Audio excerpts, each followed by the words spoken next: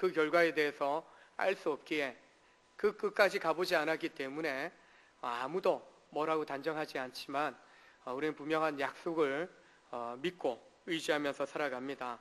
하나님은 생명의 길을 선택하고 그 길을 가는 성도들에게 영원한 생명이 약속되어져 있다라고 말씀하고 있는 것입니다. 이 자리에 계신 여러분은 바로 생명의 길, 영생의 약속을 받으신 줄로 믿습니다. 오늘 본문에 서로 대비되는 두 행렬이 등장합니다. 하나는 나인성으로 들어가는 예수님의 행렬이고, 또 다른 행렬은 나인성에서부터 나오는 나인성 가부의 아들의 장례 행렬입니다. 하나는 생명의 행렬이고 하나는 죽음의 행렬입니다.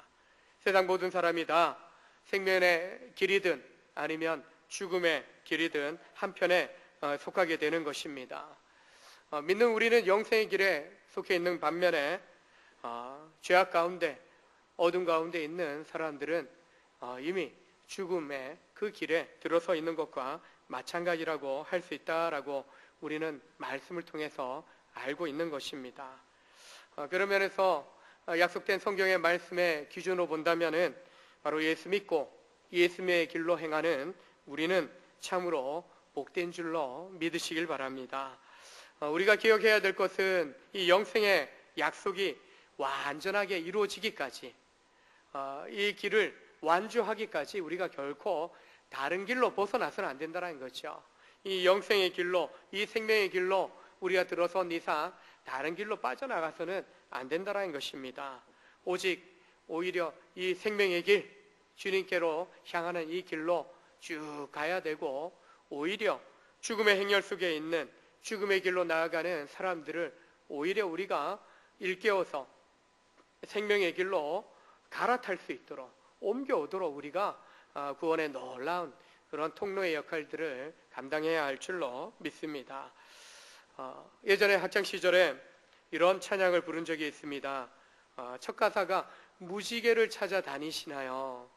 예, 무지개를 찾아다니시나요? 돌고 도는 생활을 하시나요? 헛된 모든 꿈을 다 가지고 주님 발 앞에 모두 놓아요. 드려요, 모두 다 주님께 드려요. 깨진 꿈, 상한 마음, 지친 몸 모두 다 주님께 드려요. 슬픈 마음 기쁨으로 변해요. 사람마다 저마다 행복을 찾아서, 기쁨을 찾아서 우리가 살아갑니다. 요즘 이제 6월 들어서면서 드디어 6.13 선거 앞두고 이렇게 선거 운동을 시작합니다. 저마다 내가 이 자리에 앉으면은 여러분이 행복해질 거라고 우리에게 속삭입니다. 부르짖습니다. 그 모습을 보면서 선거철 때마다 이 권력이라는 이 로또, 저분들은 이 권력, 이 자리에 앉으면 내가 로또 당첨되는 것과 같은 그런 소망을 가지고 저렇게 부르짖고 있구나. 잘 모르겠는데 저들은 이 투표를 하게 되는 국민들의 마음, 이 민심에 대해서 얼마나 더 모를까. 수많은 사람들, 수많은 투표권을 가지고 있는 우리들도 저 한 사람 한 사람에 대해서 모르겠는데, 저 한 사람 한 사람들은 이 수십만의 그런 투표권자에 대해서 어찌할까? 어떤 사람들의 코드에 맞춰서 그 마음에 합한 그런 공약을 내걸고, 그리고 그들의 마음에 합한 부르짖음을 통해서 사람들의 또 환심도 사고 또 표심도 얻을 수 있을까? 어찌되었든 그들은 그 자리에만 내가 올라간다면은 성공하리라, 행복하리라 라는 그런 기대감을 가지고 열심히, 어제도 덥고 오늘도 더운데 이른 아침부터 피켓 들고, 여당이든 야당이든 나 뽑아달라고. 사람 얼굴 안 보여요. 번호만 보여줘요. 번호만 보여줘요. 그 번호 각인시키는 거죠. 저 사람이 나와서 뭐 하려고 하는지. 유인물은 한 2, 3일 전에 도착하더라고요. 어떤 후보는 오지도 않아요. 예전에 보면은. 그럼 뭘 보고 뽑으라는지. 여러분 인터넷, 스마트폰 할 수 있으면은 우리 동네 누가 나왔는지 꼭 선거관리위원회 들어가면 나와 있더라고요. 한번 확인해야 돼요. 며칠 전에 부목사님이 성도들 태워드리고는 어르신들 태워드리고는 오다가는 뭐 하나 찰칵 찍어서 이제 카톡으로 보내와서 목사님 이런 것들이 걸려 있는데 우리 교회 이름이 있어갖고요. 모 후보가 저 힐스테이트부터 우리 교회까지 요 뒷동산이죠. 요 옆이에요. 요 옆에 여기를 공원화하고 뭐 체육시설 만들겠다 이런 공약을 내걸었더라고요. 처음에 우리 교회 지하 스포츠센터 만들려고 막 모으고 있는데 거기에 뭐 후원하려고 하나 처음에 이제 그냥 그렇게 딱 들어왔어요. 이 비밀이 새 나갔나? 그렇게 처음에는 착각했어요. 근데 자세히 보니까 이제 힐스테이트부터 온전교회까지 이렇게 그러면서 잘 됐다. 우리 교회 홍보해 주네. 홍보해 주네라는 생각이 들더라고요. 그 자리에 가면 내가 그 자리에 가면 행복하고 내가 내 인생의 목표 하나 성취하리라는 그런 소망을 가지고 열심히 부르짖는 것을 보게 됩니다. 근데 내가 원하는 그 행복 좋다가 만약에 많은 사람들이 도전하고 있는데 그 꿈이 깨지면 그 자리에 오를 수 없다면 재산 다 날리고 관계 다 깨지고 또한 완전히 무지개 쫓다가 몸도 마음도 물질도 다 잃어버린 허탈감에 공허감에 빠지게 된다는 것이죠. 몸도 망가지고 마음의 병까지 육신의 병까지 얻을 수 있는 그런 상태에 빠질 수 있다는 것입니다. 그 자리에 올라간다고 영원합니까? 뭐 몇 년 있다가 또 바꿔야 되는데 또 내려와야 되는데 이 땅에 있는 것들은 영원한 것이 없다는 것입니다. 행복을 찾고 즐거움을 얻기 위해서 예수님을 쫓아서 예수님 따라가니까 뭔가 놀라운 일들이 벌어지더라. 그러면서 예수님 가는 길 나인성을 향해서 같이 수많은 사람들이 쫓아가고 있는 모습입니다. 이 나인이라는 이 성의 이름은 즐거운, 행복한, 아름다운 그런 이름의 뜻을 가지고 있습니다. 나사렛 남동쪽으로 한 10km 떨어진 그런 마을인데요. 지금도 네인이라는 이름으로 작은 마을, 아름다운 경관을 가지고 있는 마을이 있다라고 합니다. 행복, 즐거운, 아름다운 이런 뜻의 이름을 가지고 있는 이 나인성인데 그 이름과 달리 오늘 본문에 등장하는 나인성의 분위기는 결코 행복하지도 즐겁지도 않은 그런 모습입니다. 한 가정의 한 여인의 인생 가운데 큰 슬픔이 임하였다라고 말씀합니다.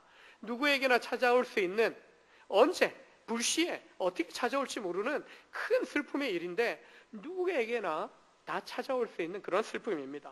어떤 슬픈 일이 찾아왔습니까? 바로 죽음입니다. 죽음 앞에는 장사가 없다. 오늘 죽은 사람이 누굽니까? 한 여인의 아들입니다. 한 과부의 외동 아들입니다. 젊은 청년이에요. 예수님이 청년아 일어나라. 나중에 그를 일으켜 세우시는데 새파랗게 젊은 청춘이 죽은 겁니다. 암이 나이 드신 어르신들에게만 옵니까? 아이들도 암에 걸려요. 소아암에 걸려서 태어난 지 얼마 안 되고 어린 시절에 세상을 떠나는 그런 아이들도 있어요. 어린아이도 아이들 한참 중년의 부모들도 또 노년의 어르신들도 여러 질병과 갑작스러운 사고로 세상을 떠나는 죽음을 맞이하는 것을 보게 됩니다. 목사로서 장례에는 거의 빠지지 않습니다. 휴가 갔다가도요, 장례 났다. 물론 부목사로일 때에는요, 옆에 다른 이제 교구의 부목사님이 휴가 기간에 대신 해주기도 해요. 근데 담임 목사는 그게 안 되겠더라고요. 와야 돼요. 휴가가 어디 있어요? 새벽에도 전화 오면 무조건이야 달려가야 되는데 장례 거의 빠지지 않습니다. 남의 장례식만 갑니까? 언젠가 저도 저 장례식에 관 속에 저도 누워 있어야 되는 때 저도 맞이하게 되는 것입니다. 사람은 누구나 죽는 겁니다. 한번 죽는 것은 하나님께서 정하셨다, 정해진 것이다. 그리고 그 후에는 심판이 있다라고 말씀합니다. 가난하든 부하든 높은 지혜에 있든 낮은 지혜에 있든 나이가 들었든 나이가 갓난아기처럼 연소하든 상관없이 누구에게나 죽음은 찾아온다는 것입니다. 좀 안타까운 것은요, 젊은 어린 아이들이 죽게 되면은 참 안타깝다. 앞날이 창창한데 이제 뭔가 해보려고 하는데 질병이 찾아와서 갑작스럽게 세상을 떠나는 그런 사람들을 보게 되면 안타깝다, 아쉽다라고 우리가 이야기를 합니다. 그런데 그보다도 더 안타까운 경우를 성경은 이렇게 이야기합니다. 죽은 후에 반드시 심판이 있으리라는 사실을 모른 채 죽는 경우, 그것이 그 어떤 죽음보다도 가장 안타까운 죽음이다라고 성경은 말씀합니다. 그런 면에서 보면 나인성 가부의 아들은요, 복된 사람이라 할 수 있습니다. 주님 알지 못하고 주님 만나기 전에 젊은 나이에 죽긴 했지만 죽어서 상여가 나가는데 주님이 그 광경을 보신 거 아닙니까? 주님 만난 거 아닙니까? 남편 잃어본 경험이 있기에 이 과부는 인생의 마지막 소망이었던 하나뿐인 그 아들을 잃은 그 슬픔은 그 어떤 슬픔보다도 더 컸던 것을 보게 됩니다.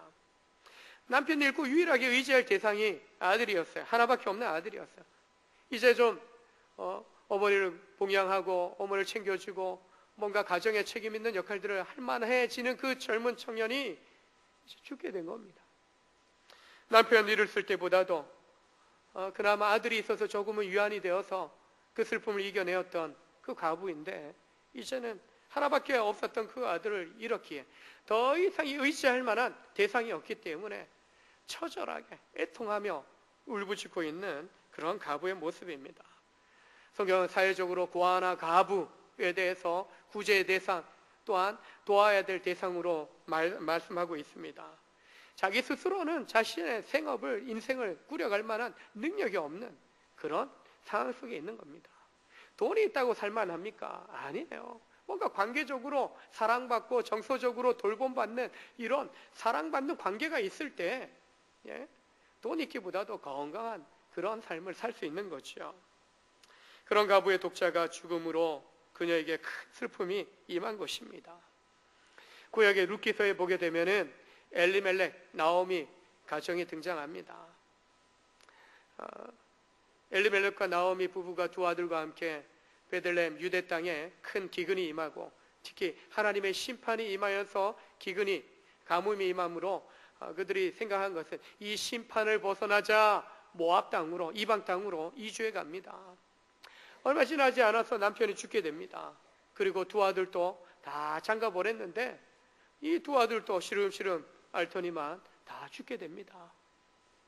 그리고 자부도 고향 가서 새 출발하라 하는데 룻만이 어머니 하나님 나의 하나님 되고 어머니의 백성들이 나의 백성이 되어 내가 온전히 어머니 섬기겠습니다. 쫓아내도 안 가고 끝까지 따라 나서겠다 해서 이제 유대 땅 베들레헴으로 돌아오게 됩니다. 돌아오는데 베들레헴에 들어서자 사람들이 알아보면서, 친족들이 알아보면서 나오미다, 나오미다, 나오미가 왔네. 근데 나오미가 이야기합니다. 나를 나오미라 부르지 마라. 나를 마라라 부르라. 네 이름이 나오미인데 왜 마라라 부르냐? 나오미 이름 뜻이요, 기쁨이에요, 기쁨. 아이고 기쁨이가 왔네, 기쁨이가 왔네.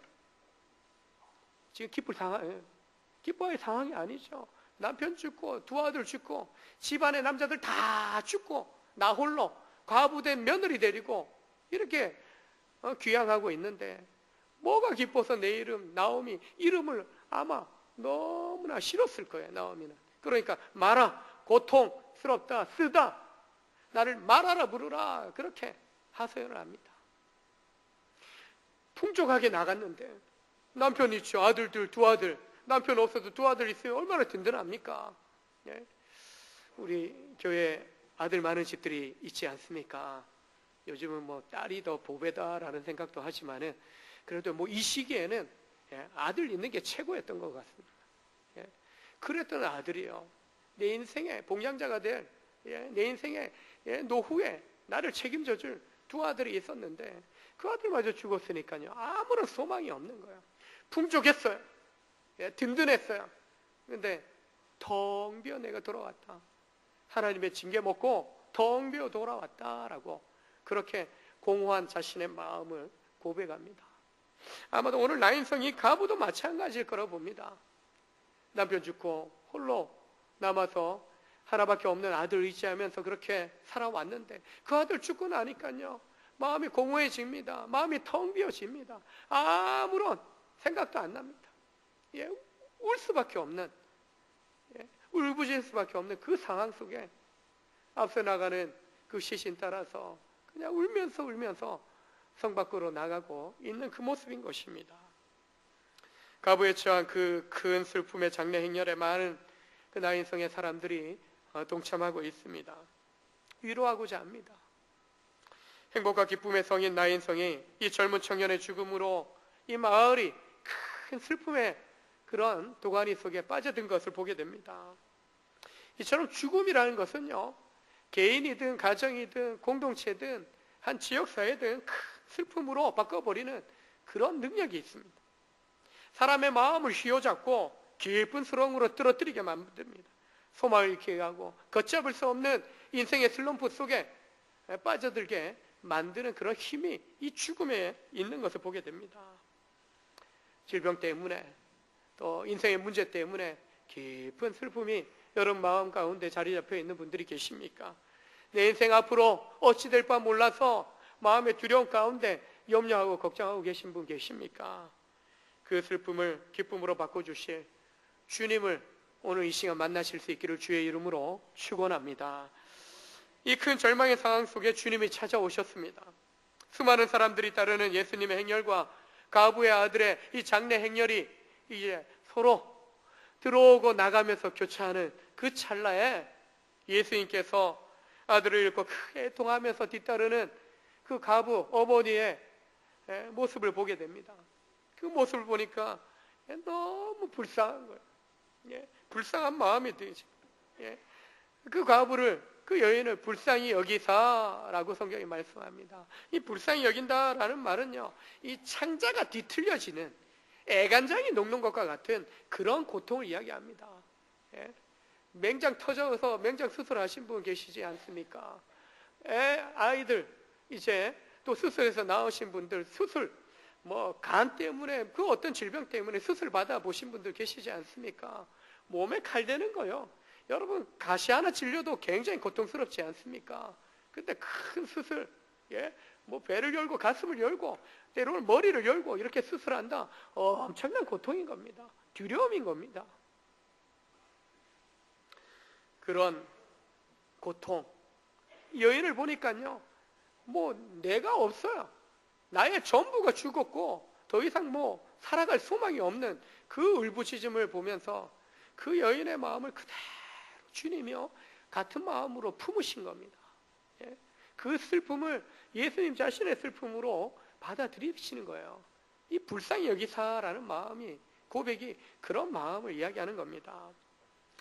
여러분 가족 중에 누가 아프고 누가 큰 슬픔에 잠기면 또 부모로서 자녀가 너무 마음 아파하는 일에 직면해 있으면은 부모도 같이 울면서 아파하지 않습니까?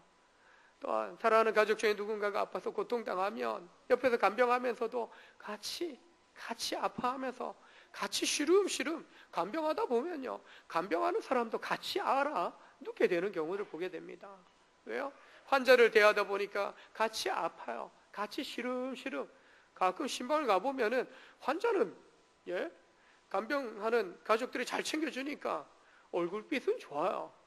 근데 간병하는 사람의 얼굴빛이 더 시름시름, 먹지 못하고 지쳐가요.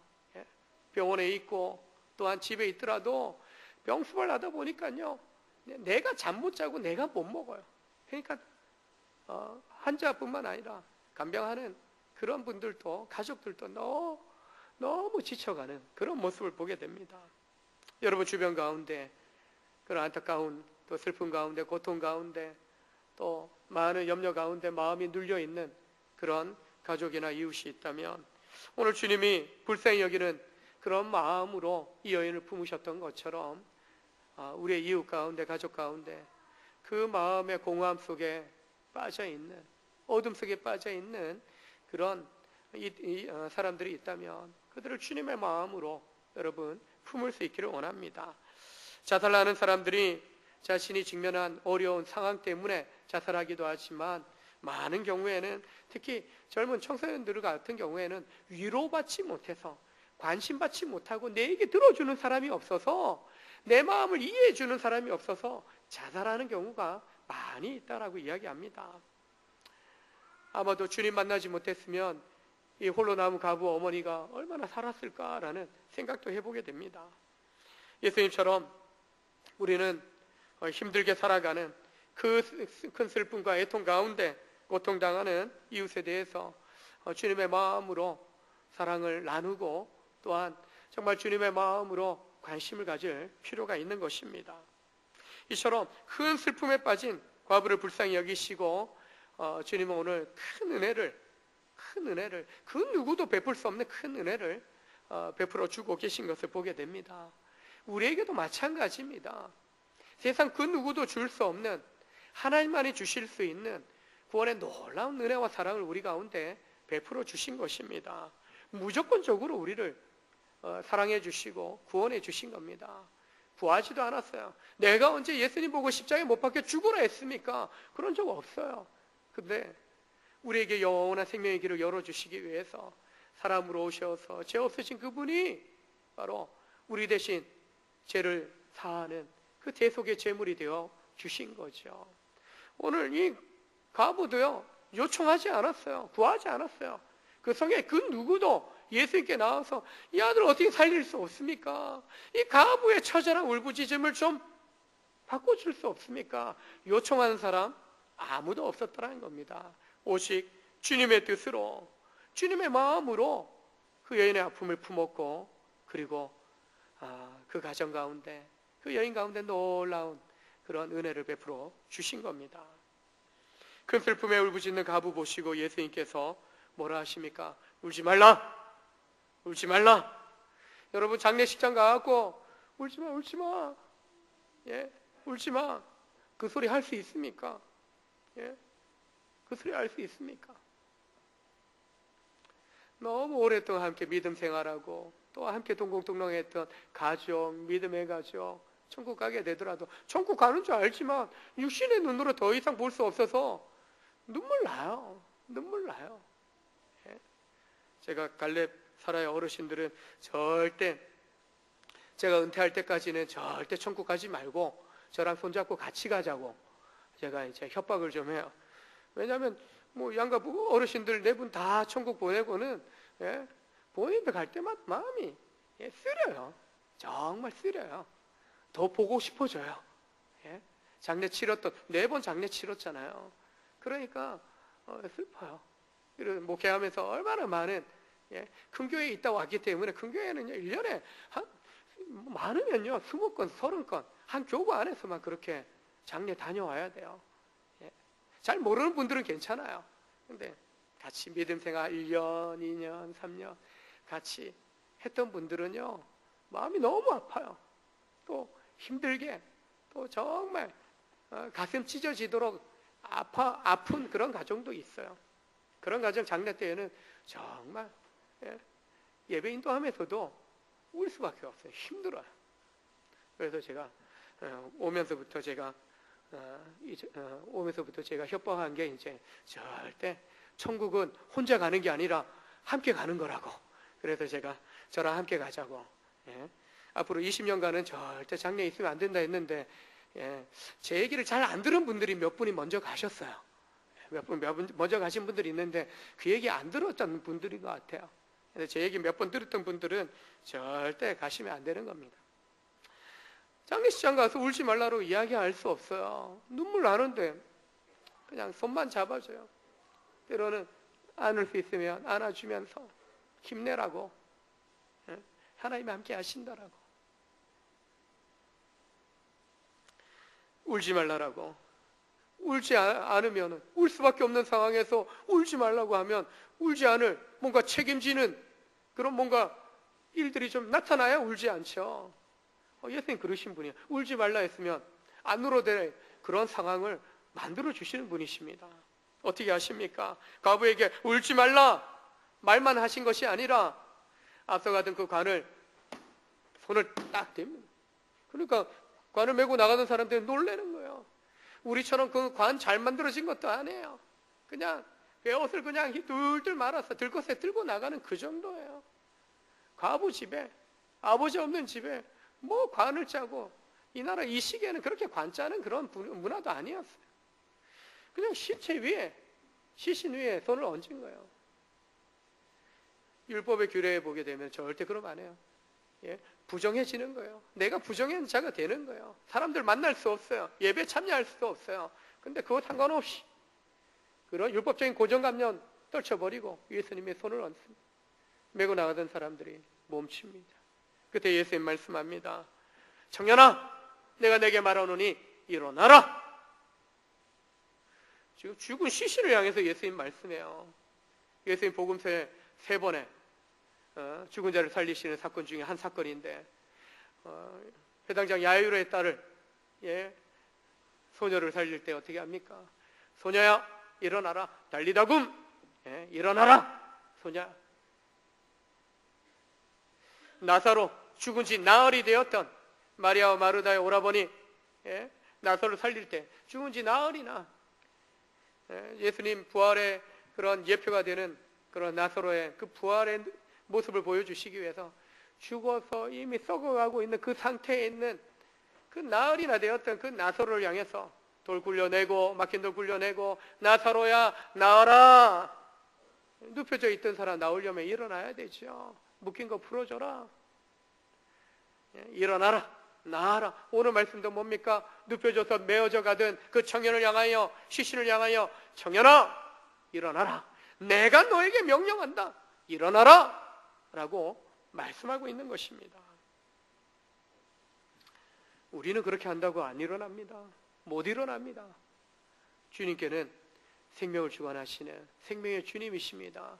그분의 말씀에 생명의 권능이 있는 겁니다. 능력이 있는 겁니다. 죽은 자도 살리고 병든 자도 고치시는 놀라운 능력이 주님께 있는 겁니다. 열왕기상에 보게 되면은 엘리야가 사렙다 가부 아들을 살리는 그런 말씀이 나옵니다. 3년 6개월 동안 비가 안 오리라. 아하방 시대 북이스라엘 지역 가운데 우상 숭배함으로 말미암아 하나님의 심판이 임합니다. 비가 내리지 않는 가뭄의 심판이 임합니다.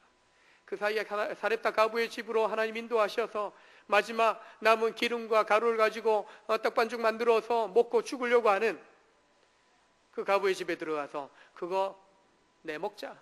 나를 위해서 만들어라. 이거 먹고 죽으나 안 먹고 죽으나 똑같으니까 뭐 그렇게 합시다 하고 가부가 그렇게 만들어서 선지자를 대접합니다. 근데 죽을 줄 알았더니 가루가 떨어지지 않고 기름병에 기름도 떨어지지 않습니다. 근데 어느 날 아들이 시름시름 앓더니 아들이 죽게 됩니다. 그때 가부가 이야기합니다. 하나님의 사람이여, 당신이 나와 더불어 무슨 상관이 있기에 내 죄를 생각나게 하고 내 아들을 죽게 하려고 내게 오셨나이까? 좀 한탄하죠.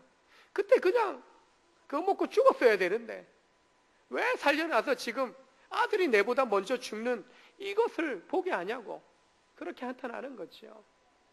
엘리야가 그 아들을 데리고 올라가서 여호와 하나님 앞에 기도하고 그 아들을 살려내게 됩니다. 그 혼을 다시 넣어주십시오. 하나님 앞에 부르시죠. 기도하고 살려냅니다. 예수님은 명령하셨습니다. 청년아 일어나라. 청년아 살아나라. 선지자는요, 하나님 그 혼을 좀 다시 돌려주십시오. 하나님 앞에 기도한. 우리는 기도해야 되지만 주님은 그냥 명령하면은 살려내실 수 있는 그런 권능의 하나님이신 줄로 믿으시길 바랍니다. 이처럼 예수님 명령하자 죽어있던 그 청년이 듣고 순종합니다. 이처럼 주님께서 죽은 가운데서 생명으로 바꿔주시는 놀라운 역사가 일어나고 있는데요. 우리가 믿음의 인생 여정을 살아가면서도 마찬가지예요. 우리에게도 사람을 살려내는, 사람을 축복하는 놀라운 그런 은혜를 주십니다. 기도할 수 있는 거죠. 기도할 수 있는 거죠. 이미 하나님의 거룩한 생명의 은혜들을 우리가 받은 자입니다. 약속받은 자입니다. 하나님의 영원한 생명의 약속이 무엇인지 우리는 믿고 아는 자라는 거죠. 죽음 가운데 청년이 스스로 일어날 수 있습니까? 생명을 부어줘야 일어날 수 있는 겁니다. 마찬가지로 어둠 가운데, 죽음 가운데 갇혀있는 사람들은요, 스스로 그 어둠 속에 있다는 거 인식 못합니다. 내가 영혼의 죽음 가운데 있는 거 모른다라는 거예요. 아는 사람들이, 믿고 아는 하나님의 성도들이 알려줘야 돼요. 빛을 비춰줘야 됩니다. 끄집어내줘야 된다는 것입니다. 어둠 속에 있는 사람들을 빛 가운데로 이끌어내야 되는 그 사명, 바로 먼저 믿은 우리에게 있는 것입니다. 영혼의 불신앙 가운데 죽어있는 그들을 이제 우리가 이끌어내는 삶으로 살아가야 됨을 주님은 공생의 가운데에서 보여주시는 거예요. 내가 와서 죽은 자 살린 것처럼 너희도 죽어가는 그 영혼들을 예수 믿는 복음으로 살려내야 함을 말씀하고 있는 것입니다. 일어나라. 주님 명령하심 앞에 이 청년이 일어납니다. 일어나서 앉습니다. 말도 합니다. 죽은 자가 말합니까? 죽은 자가 앉아서 일어날 수 있습니까? 안 되는 거죠. 일어나라 하니까 앉아서 일어나 앉는 거예요. 말도 하는 거예요. 그 살아난 아이를 어머니에게 줍니다. 가부를 향하여 울지 말라 말씀하신 주님은요, 그녀의 하나밖에 없는 그런 아들을 살려주심으로 그녀의 슬픔을 기쁨으로 바꾸어 주신 것입니다. 예수님을 만남으로 이 과부는요, 절망에서 소망으로, 슬픔에서 큰 기쁨을 경험하는 인생으로 바뀌어진 거죠. 젊은 나이에 정말 소망 없이 죽었던, 영원한 지옥 형벌에 떨어질 그 청년 또한 마찬가지죠. 예수님 만남으로 살아나고, 또한 그 가정에 다시 기쁨이 회복되는 놀라운 은혜가 임하게 된 것이죠. 또한 슬픔의 나인성이 원래의 기쁨의 성으로 이제 회복되어지는 놀라운 역사, 그곳에 누가 있었습니까? 바로 예수님이 계심으로, 예수님이 그 가운데 함께 하심으로 놀라운 변화가 나타나게 된 것입니다. 이처럼 이 놀라운 기적을 경험한 사람들이 뭐라고 합니까? 와, 큰 선지자가 우리 가운데 일어났다. 하나님께서 자기 백성을 돌아보셨다, 돌보셨다라고 그렇게 영광을 하나님 앞에 돌리고 있는 것을 보게 됩니다. 구약시대 큰 선지자 엘리야도, 엘리사도 죽은 자들을 살리는 그런 놀라운 기적을 베푸신 것처럼 진정한 메시아, 우리를 영원한 생명을 주실 그 메시아가 우리 가운데 임하셨다라고 사람들이 하나님께서 베푸신 이 구원의 사건을 바라보면서 그렇게 고백하고 있는 것입니다. 우리의 삶이 이 사람들의 고백의 삶의 모습으로 우리가 살아가는 거죠. 하나님께서 우리 가운데 영원한 생명의 구원을 약속하셨습니다. 주셨습니다. 그리고 여러분들 가운데도 주실 것이다 라는 것을 우리가 고백하고 증거하는 삶을 살아가야 되는 것입니다. 사렙다 가부의 사건을 보게 되면 참 기름병에 기름 안 떨어지고 가루에 가루 담긴 그 단지에 또한 그릇에 가루가 떨어지지 않는, 처음에는 먹을 것이 뭐 풍족하니까 야 뭐 그럴 수도 있겠네, 하나님의 사람, 하나님의 선지자 그럴 만하네. 근데 아들 죽고 나자 달라집니다. 왜 와갖고 왜 아들의 죽음을 나로 하여금 보게 하는가? 그러면서 고백하기를 내 죄가 생각나게 하는가? 예? 죽음이란 죄에 대한 결과죠. 죄의 삭은 사망이요, 하나님의 은사는 그리스도 예수 안에 있는 영생이라고 분명히 말씀합니다. 죄의 결과는 죽음이지만 그리스도 예수 안에서 하나님은 우리에게 주신 선물은 영생이라는 겁니다. 이 여인이 아들 살려준 그 선지자를 향하여 다시 고백하기를 실질적으로 내가 이제야 당신이 하나님의 사람인 줄 알겠습니다. 당신 입에 있는 여호와의 그 말씀이 진실한 줄로 내가 이제 알겠습니다. 먹고 사는 문제 해결된다고 예수 믿는 게 아니에요. 죽음 앞에서 자신의 죄인됨을 깨닫고 죽음에서 생명으로 구원하시는 놀라운 하나님의 은혜를 경험하게 되자 이 과부가 당신이 하나님의 사람입니다, 당신을 통해서 말씀하신 하나님의 말씀이 진리입니다, 복음입니다 라고 그렇게 고백하고 자신의 죄인됨을 또한 회개하였던 것을 보게 됩니다. 상하고 찢긴 우리의 인생 가운데, 참 헛된 꿈을 향하여 달려가는 우리 인생 가운데, 영원하지 않은 것들을 붙잡으려고 그래 애쓰면서 살아가는 우리의 인생 가운데 주님 찾아오서 너무 그렇게 이 땅에 영원하지 않은 것에 너무 목매지 말라라고 이야기합니다. 영원한 것을 붙잡으라고 말씀합니다. 영원한 생명의 그 약속을 붙잡으라고 말씀하는 것입니다. 어느 정도 가치 있는지 자기 생명을 내어주시기까지 우리를 그렇게 사랑하시고 우리를 그렇게 가치 있는 인생이라 우리를 여겨주시는 거죠. 영혼을 위해서 우리가 기도하며 그들을 만나며 정말 주님의 앞으로 초대하는 그런 삶을 우리가 살아갈 이유가 여기 있는 것입니다. 주님은 하나님의 영상으로 지음받은 사람들이 슬픔 가운데 죄악 가운데 죽어가는 것을 결코 원치 않은 것이죠. 죽음 가운데 슬퍼하는 그 어머니의 그 상태, 그 모습 보는 것이 주님이 고통스러웠던 것처럼 지금도 마찬가지입니다.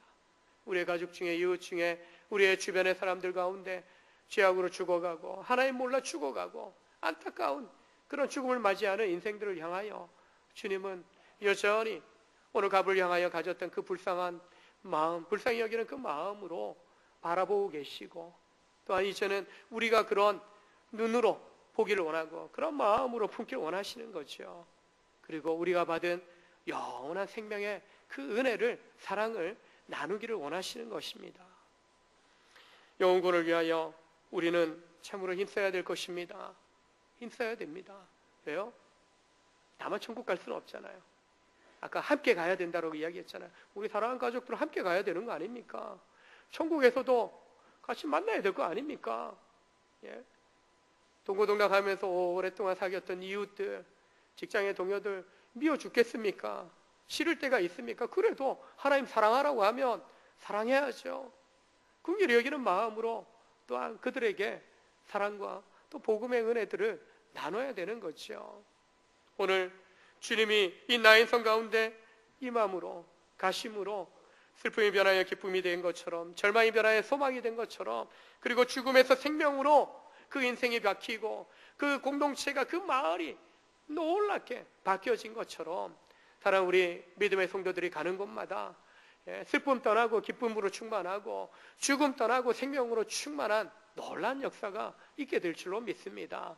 그래서 우리 교회가 여기 있는 이유가 뭡니까? 이 정릉 땅, 정말 생명의 땅으로, 복음의 땅으로 바꾸는, 변화시키는 그 일을 위해서 이 동산에 세우신 거 아니겠습니까?